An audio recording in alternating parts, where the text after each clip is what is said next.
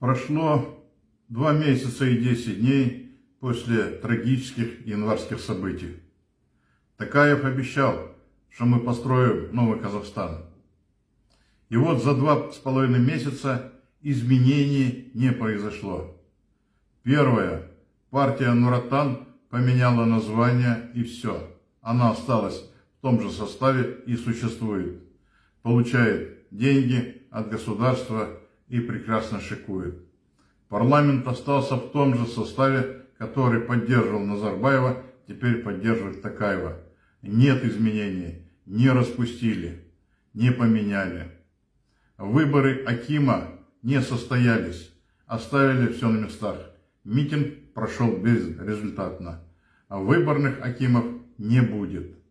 Деньги Назарбаева, 140 миллиардов, которые находятся за рубежом, запрос не сделан, не возвращаются деньги.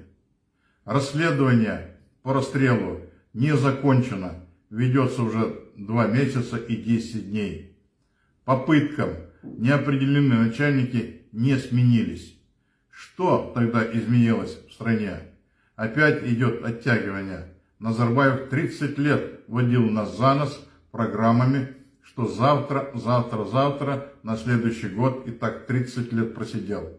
Сейчас благоприятно со всем семейством в Арабских Эмиратах, даже участвует в политических мероприятиях в Турции.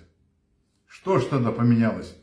Нам заявил Токаев, что Назарбаев имеет заслуги, надо перелистнуть страницу. Как это перелистнуть страницу? Когда расстреляли перед этим в 2010 году в Жаназене, кучу людей перестреляли казахов. Эти потери невосполнимые. Кто за это ответил? 5 рядовых полицейских? А ведь кто давал приказ, до сих пор неизвестно.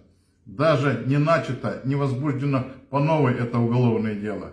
Какие изменения? И второй расстрел январский останется бесследно. Какие опять такие изменения произошли? Опять начинается ведение за нос. Токаев остался в этой партии Нур-Отан, которая названа Аманат. Аманат — это заложник. Мы заложники этой всей системы. Когда мы дождемся изменений? Пока их нет. Но народ терпелив. Но когда прорывает, повторится 5 января. Только зачем ждать этого? Надо же думать головой. Ведь срок отпущен господину Токаеву и этой нашей власти небольшой. Долго мы терпеть не будем. Масло в огонь подольет. Вот подскакивание цен, инфляция, замораживание наших долларов, депозитов, ну и многое другое. Обстановка накаляется с каждым днем.